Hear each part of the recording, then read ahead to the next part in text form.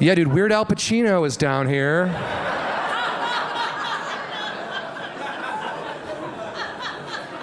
He's got an accordion, and he's shouting out lines to Son of a Woman in Scarface. You're the first person I called. Click. Guys, I'm John Huck. Thanks a lot. Enjoy the rest of the show. Stay tuned for more laughs on Access TV, live from the Gotham Comedy Club in New York City. Mike Yard is taking the stage when we return.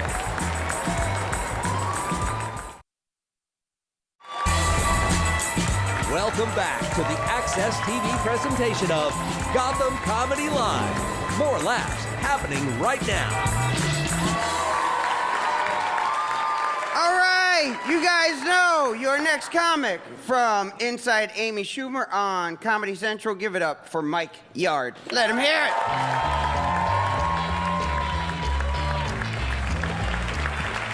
Hey, what's up? All right, that was kind of whack.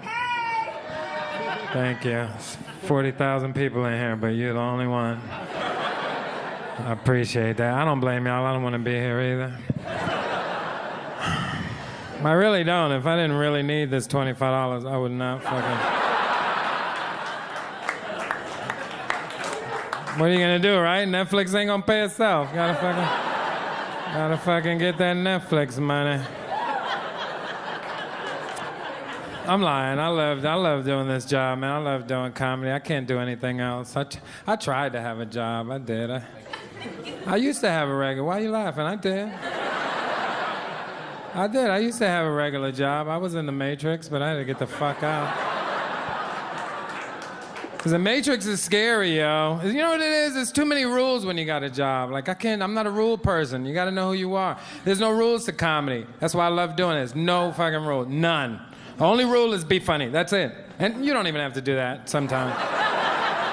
There's a lot of times where you look at the audience like, my bad. I thought this shit was hilarious when I wrote it. It's the only rule of comedy. There's no drug test to this job. None. None. You hear me? I could have shot dope right before I came up here. I could have been in the hallway. Could have came on this stage. Y'all wouldn't give a damn as long as I was funny. That's all you want. That's what you paid your money for. I could have came on this stage and be like, yo, so I was on the subway.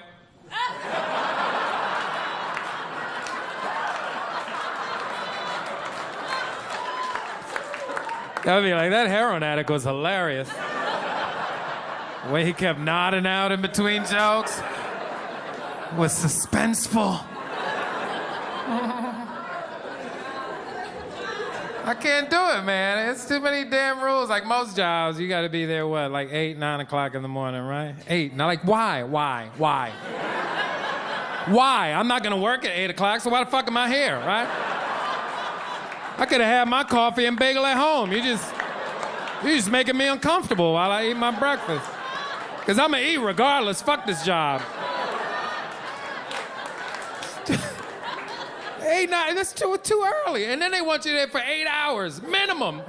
Most people do more than that. But minimum 8 hours. Like, what? 8 hours? What the fuck? Like, what are we doing here that gotta take 8 hours to finish? Like, what are we, saving the world here at Staples? What the fuck is really going on?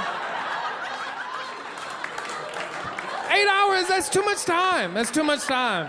There is nothing in my life that I want to do for 8 hours in a row. You know how long my workday is doing comedy? 10 minutes. 8 hours is ridiculous, yo. That is 1/3 of my day, right? Let's do math. I think I'm right. Any Asians in here? Ain't 1/3? Oh, I'm sorry. Did I just disrespect the Asians by saying they were smart at math? My bad. 8 hours is 1/3 of my day. That's 1/3 of my day that I have to spend around people I don't really fucking like that much. Because let's be real, everybody in this room has at least one person at your job that you look at every day. And you're like, when are they gonna fire this motherfucker? Am I lying? Okay. And if you're not laughing, you're that person. They don't like you there. They don't like you. You did it to yourself. I didn't do it. It's too much time, man. It's too much time to dedicate to one thing. Let me give you a better example why that's too much time, right? I got a son, and I love my son to death, man. I would die for my son. That's how much I love him. If I'm in a situation where somebody got a pistol of both of us, and they're like, one of you guys got to die, and the other one gets to live, then you got to kill me. It's not a discussion. That's how much I love my son. You got to kill me so he can live, right? But I have never spent 8 hours in a row with that little motherfucker. Okay, let me tell you something. After about 45 minutes, I'm like, yo, don't you got Xboxes and shit you need to go play? Like, why are you hanging out with me, yo? Go do young shit. Like, fucking run for no reason. Get out of here. I feel like some people judge me when I call my son a motherfucker. That's because you don't know him. Look, people always take his side because he's a kid, but my son is an asshole. Like, I love my son. Like I said, I would literally die for my son, but he's an asshole, all right? Okay, listen to me. Everybody in this room has had a conversation with somebody, and when that person walk away, you're like, what a fucking asshole. Okay, that person had parents. I happen to be the parent of an asshole,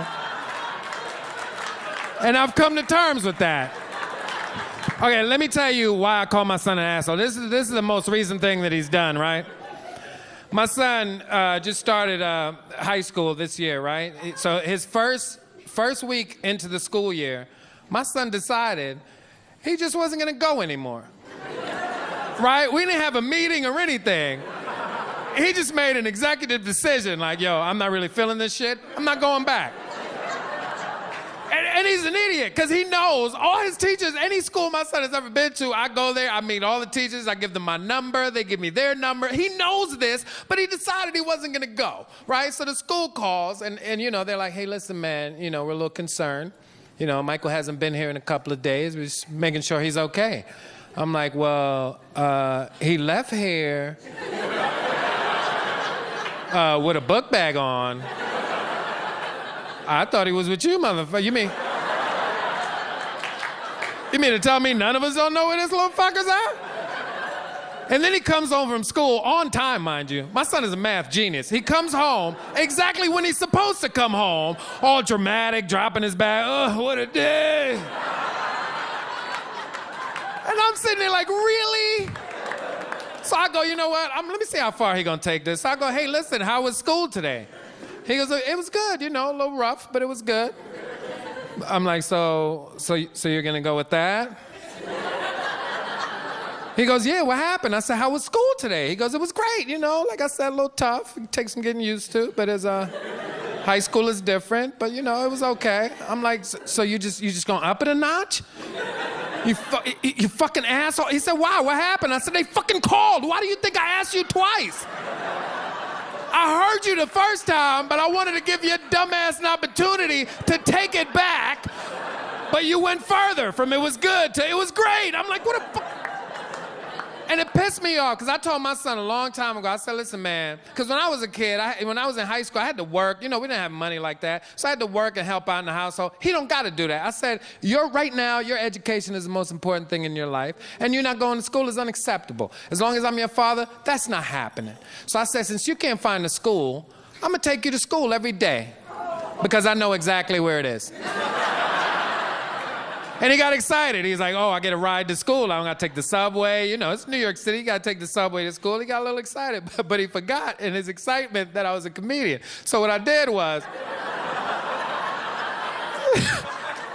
this is exactly what I did. What I did was, the first day I took him to school, I dropped him off in front of the school. I don't play that side of the school shit. I'm not saving face for you. I'm pulling up right in front of the school, and I got a piece of shit car. It's loud. It's all kind of back. So I pull up right in front of the school. Now, if you know anything about New York City public high school, in the morning, it's like thousands of kids filing in, right? They got metal detectors, so it gets backed up. There's a bunch of kids in front of the school. So I pull up in front of the school. My son gets out the car, and as he gets halfway to the school, I just yelled out the car window, "Who loves you, Michael Yard?" He was like, "What are you doing, Dad?" I was like, "Daddy loves you, Michael Yard!" And then I threw one of these at him. Yo, he was mad. He was mad. He came home after school all upset. He's like, why would you do that to me? I was like, I'm just fucking with you.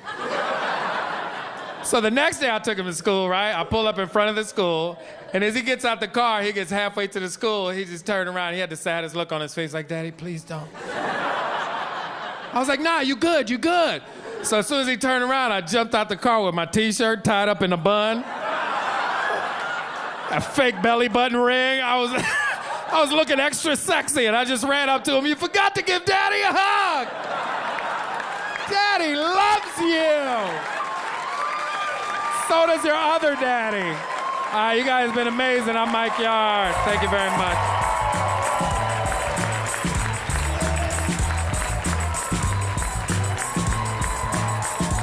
Stay tuned for more laughs on Access TV, live from the Gotham Comedy Club in New York City.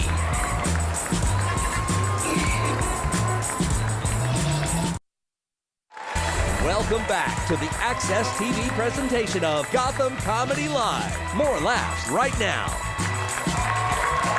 Yeah! You guys have been phenomenal tonight. As like Jamie said earlier, it's so much better when there's people. It really is.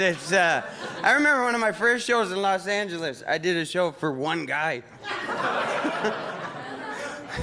Why? I'm like, I was mad that he fucking stayed. I'm like, what do you want? Just go, man. It's not even a show, it's a fucking conversation, except I'm louder. It's just weird. All right, we're gonna bring up the comics that you saw tonight. Come on, guys.